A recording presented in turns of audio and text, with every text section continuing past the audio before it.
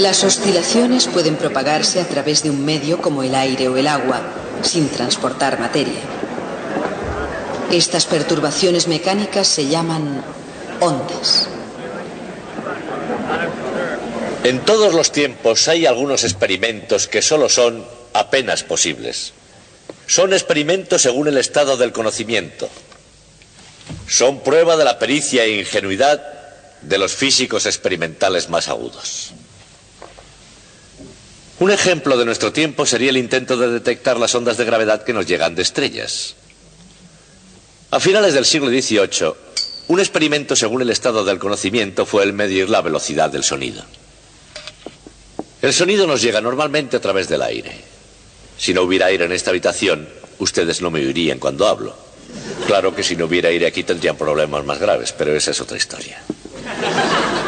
El sonido se propaga muy rápidamente, pero su velocidad no es infinita. Podemos decir que tarda algún tiempo porque podemos oír ecos, por ejemplo, sonidos que se reflejan en paredes alejadas.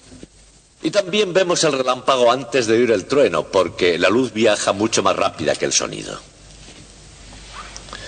Hace 300 años, Isaac Newton fue una de las personas que intentó medir la velocidad del sonido.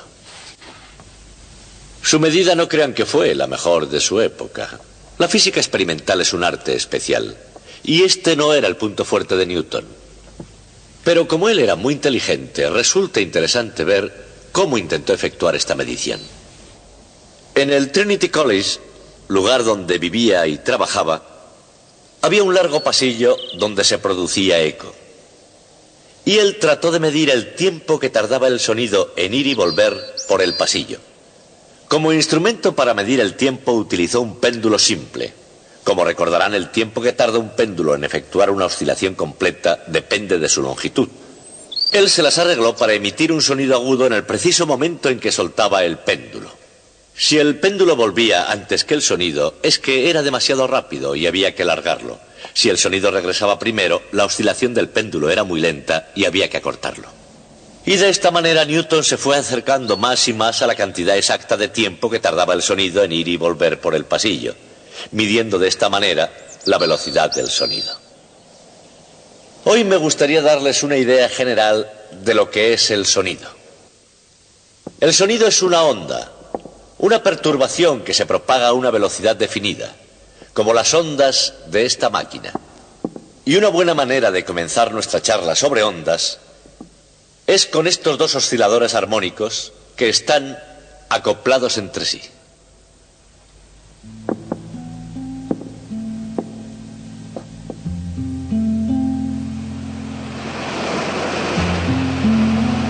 Agua, luz, sonido, incluso la presión. Todos ellos se propagan por ondas. De hecho, las ondas son uno de los fenómenos naturales comunes en el mundo de la física.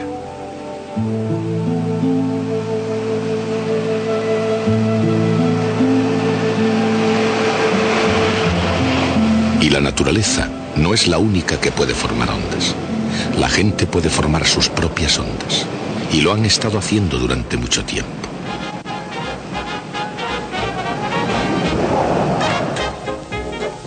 Nueva York, 1926. Una gran bienvenida a Gertrude Ederle, la primera mujer que cruzó a nado el Canal de la Mancha. Pero aquí ocurre algo más que lo que salta a la vista, y es mucho menos lo que salta a la vista de la huésped de honor. Esta es una onda humana de choque, con una onda frontal circular, como los movimientos moleculares de una onda de sonido en un gas. Observen cómo la onda se mueve de una persona a la siguiente, dejando un vacío parcial en su estela. Esta onda frontal, no recurrente, era inofensiva.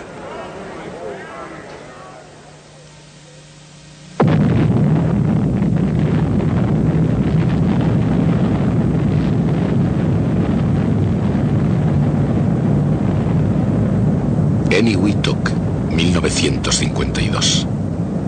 La prueba de la primera bomba de hidrógeno. Todo el mundo siente el calor de la primera onda de choque nuclear durante la Guerra Fría. Pero el fenómeno de emitir ondas es muy anterior a 1952, incluso anterior a 1926. Nos lleva al principio de los tiempos y al del universo mismo. La gran explosión.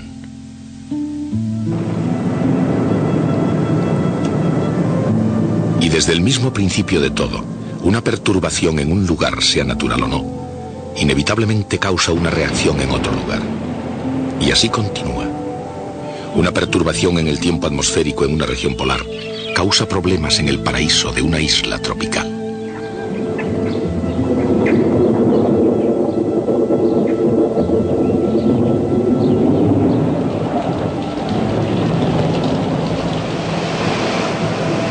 La cadena de acontecimientos terrestres y fenómenos unidos por lazos infinitamente complejos pueden observarse mejor a distancia.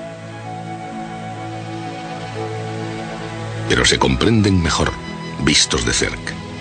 Y es así porque a pesar de lo complejo que se nos presenta el sistema, hay un principio subyacente que comienza a explicar sus aspectos físicos. Cuando se unen simples sistemas mecánicos, una perturbación en uno de ellos pasará al siguiente.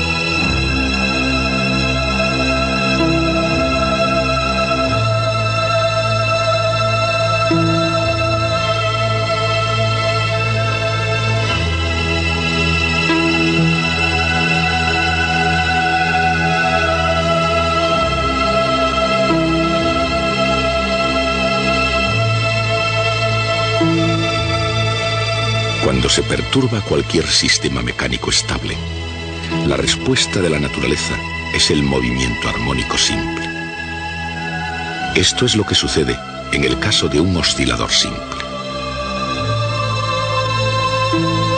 Pero cuando se unen varios osciladores entre sí, una perturbación en uno de ellos pasa al siguiente. Y así, sucesivamente. Esta es la esencia de una onda mecánica.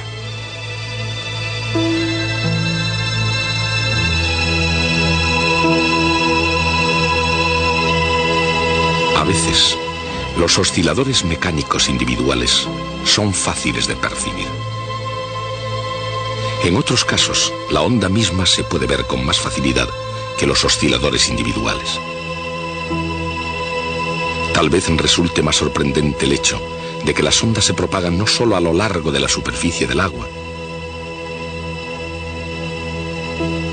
sino, incluso, a través del interior de un sólido cristalino. La velocidad de una perturbación depende del medio que atraviesa y de la conexión entre una partícula de materia y la siguiente. Si la unión es débil, la perturbación pasa lentamente. Si es fuerte, la perturbación viaja rápidamente. Pero con independencia de la velocidad, o el medio, el agua, el aire o incluso un sólido, todas las ondas que se propagan a través de cualquier medio se llaman ondas mecánicas.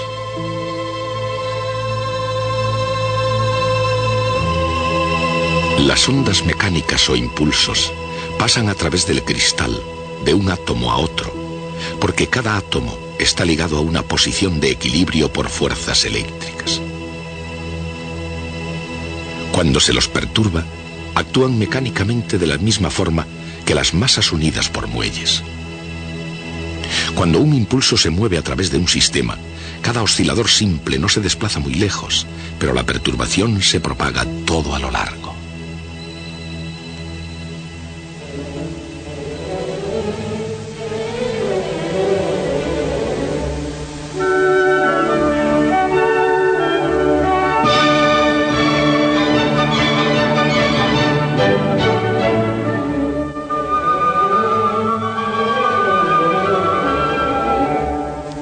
veces las oscilaciones mecánicas pueden ser más conmovedoras que perturbadoras. Pueden ser arte a la vez que ciencia y pueden gozarse como tales.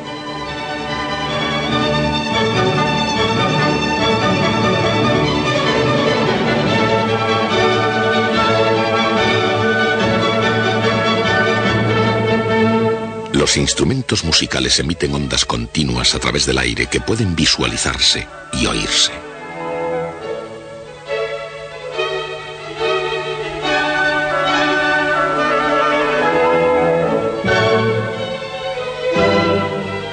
Unas masas unidas por muelles pueden no parecer una hermosa música, pero el principio es el mismo, y podemos describirlo utilizando unos pocos términos corrientes. Cada onda tiene una amplitud que es la magnitud de la perturbación y que se mantiene a medida que la onda se propaga.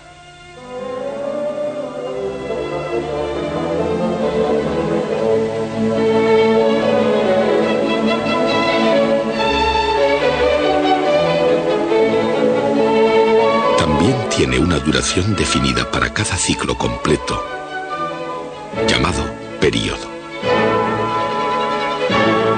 La inversa del período se llama frecuencia.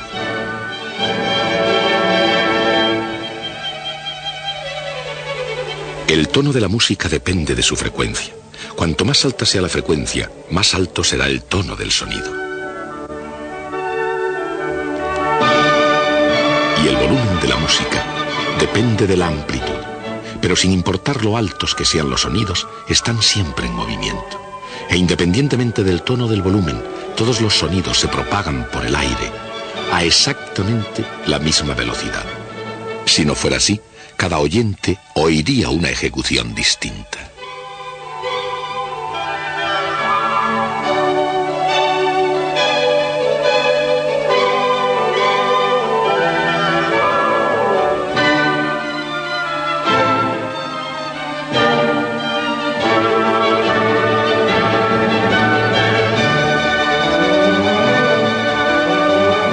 Sea la onda corta y agradable o larga y ruidosa, cada una tiene una distancia definida desde una comprensión a la siguiente, llamada longitud de onda.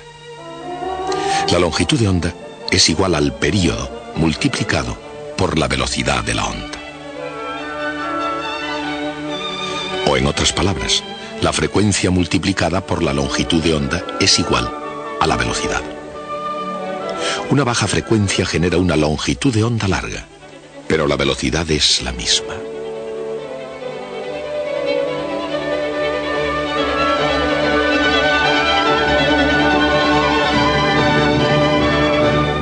La velocidad de las ondas en el aire es siempre la misma, con independencia de la frecuencia de la longitud de onda, e incluso de su amplitud.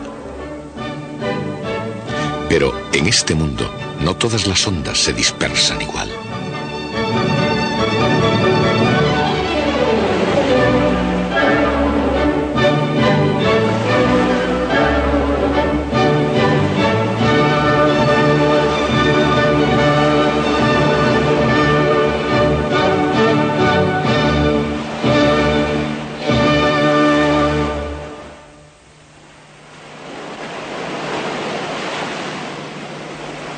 Las ondas del sonido y del agua se propagan a velocidades distintas.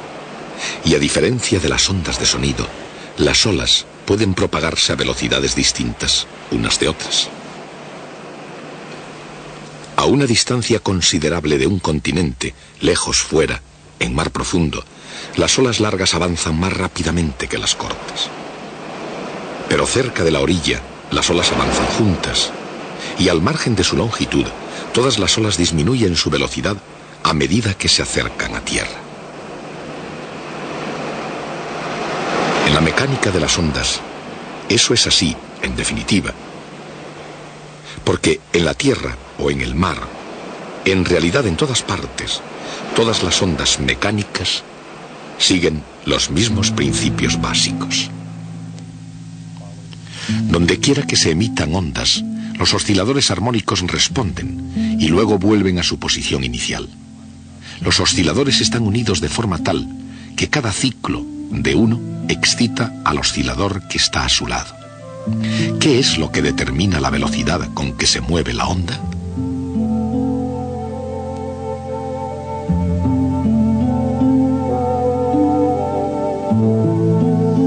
En el caso de masas conectadas por muelles, la velocidad de la onda depende de la rigidez del muelle, de la masa de cada oscilador y de la distancia de equilibrio entre ellas.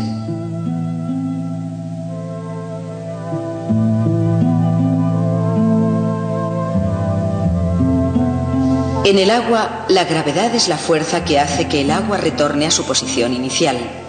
Esa es la razón por la cual la gravedad determina la velocidad a la que viaja una ola, pero así también la determina la propia longitud de onda. Si la profundidad del agua es mucho mayor que la longitud de onda, su velocidad es aproximadamente igual a la raíz cuadrada de la aceleración de la gravedad g multiplicada por la longitud de onda y dividida por 2pi.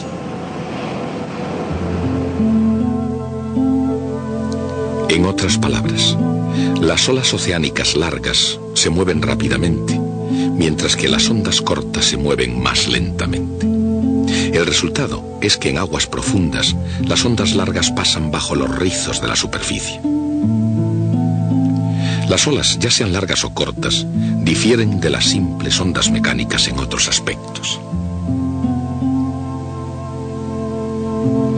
Por ejemplo, las masas y los muelles pueden oscilar a lo largo de la dirección que los conecta. Se llaman ondas longitudinales. Y también se las puede hacer oscilar lateralmente. Estas se llaman ondas transversales.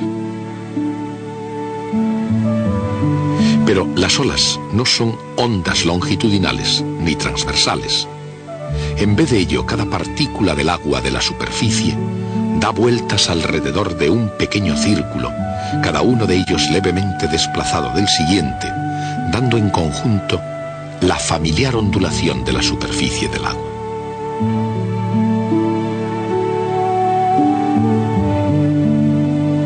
Cuando una ola se acerca a la orilla, entra en contacto progresivo con el lecho del mar, que hace disminuir su velocidad. Cuanto más cerca esté la superficie del fondo, más lenta es la ola. En aguas poco profundas, la velocidad de la ola es aproximadamente igual a la raíz cuadrada de la aceleración de la gravedad multiplicada por la profundidad del agua. Cuando esto ocurre, la parte gruesa de la onda se mueve más rápido que la parte delgada, echando a perder la forma senoidal de la ola y, por último, haciendo que la ola rompa.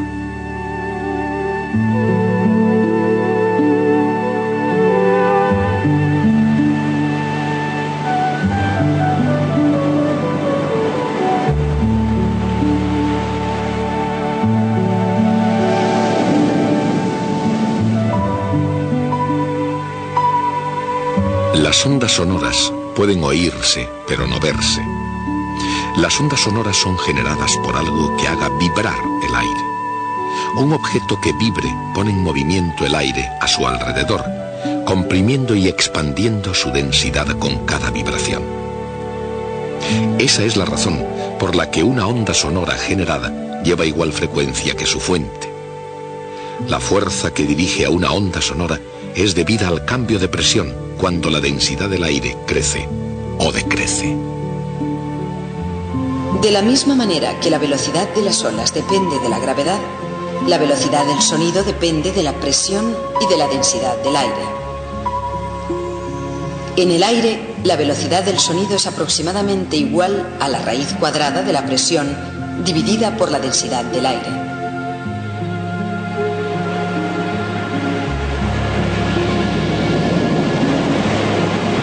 Por todo el mundo, en el lugar más apacible y en el más violento, incontables partículas de materia vibran al unísono. Y de acuerdo con los principios del movimiento armónico, crean el fenómeno de la onda mecánica.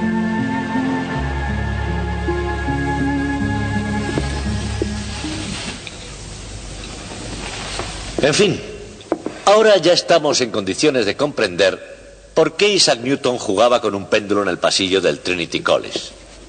Él había desarrollado su teoría de la velocidad del sonido y determinó que debía ser igual a la raíz cuadrada de la presión atmosférica dividida por la densidad del aire. Y cuando introdujo estos valores para hallar su valor, el resultado fue 979 pies ingleses por segundo. Newton trataba de medir la velocidad para asegurarse de que su teoría era la correcta. Pero esta teoría que hizo Newton no fue la mejor para esa época. La mejor de esa época fue la realizada por William Derham, quien consiguió un resultado de 1142 pies ingleses por segundo. Y en este punto, Newton tuvo que hacer lo que todo científico debe hacer todas las veces. Tuvo que hacer un juicio de valor. Su teoría pronosticaba ese número. El experimento dio esa medida. Y la pregunta ¿es correcta o incorrecta la coincidencia o no coincidencia de estos números? ¿Es satisfactoria o no es satisfactoria? Hoy día, mirando atrás retrospectivamente, sabemos que lo que Newton hizo fue un absoluto y sorprendente logro intelectual. Porque antes de Newton no había nadie que tuviera ni idea de lo que sería la velocidad del sonido. Newton tuvo la idea, la correcta idea de lo que era el sonido, y calculó una velocidad que era correcta con un margen del 20%, con lo cual debía haber quedado satisfecho. Newton reflexionó sobre esta situación y la encontró total y completamente inaceptable. Y esto fue así porque el empuje continuo de la revolución científica desde Copérnico en adelante era arrojar lo mágico y lo oculto fuera de la ciencia. Newton había introducido en la ciencia su teoría de la gravitación, en la cual invisibles fuerzas actuaban entre cuerpos separados entre sí por grandes distancias y con la absoluta nada entre esos cuerpos, y eso olía magia. La defensa de Newton de su propia teoría de la gravedad era decir que era correcta porque funcionaba bien, es decir, que daba precisas y correctas predicciones numéricas, y eso, dijo, es la verdadera prueba para que en la ciencia sea válida una idea. Pero si la coincidencia precisa es la prueba de la validez de su teoría de la gravitación, también tendría que serlo de su teoría de la velocidad del sonido. Y su resultado estaba equivocado en un 20%. Y Newton se puso a la tarea de hacer correcta su teoría. Lo que él hizo tiene un nombre especial en ciencias, se denomina apaño, y es algo que un científico jamás hace. Este no es un apaño cualquiera, es un apaño hecho por el gran Isaac Newton, en el libro clásico de la ciencia, en el propio Principia. Les voy a contar lo que él hizo, estén atentos. Lo primero que él dijo fue: el sonido se propaga a 979 pies por segundo. No a través del aire, sino a través del espacio entre las moléculas del aire. El sonido en realidad recorre una mayor distancia cada segundo, porque las moléculas mismas están ocupando espacio. ¿Cuánto espacio ocupan las moléculas? Él dijo: sabemos que la densidad del aire es 470 veces menor que la densidad del agua. En otras palabras, si imaginamos un volumen como este, conteniendo aire, dicho aire podría comprimirse en 1 partido 470 de ese volumen, una cosita como esta. Y si hiciésemos eso, la distancia lineal que ocupaba sería 1/9 de la distancia lineal original. La distancia adicional que el sonido recorre en un segundo es 979, que dividido por 9 nos da un suplemento de 108. Si se agrega esta cifra a esa otra, se obtiene 1088 pies por segundo. Un resultado más cercano, pero no bueno aún para Newton. Entonces dice: bueno, el aire es 10% vapor de agua. ¿Que cómo sabe eso? No lo dice. Y por supuesto el agua no participa en este proceso. ¿Por qué no? Él no dice por qué no. Pero dice: cuando dividimos por la raíz cuadrada de la densidad del aire cometimos un error. Debimos dividir por la raíz cuadrada de 9/10 de la densidad del aire, porque la décima parte restante es agua. Luego debemos agregar a esto 1088 dividido por la raíz cuadrada de 0,9, es decir, un 5% adicional, alrededor de 55 pies.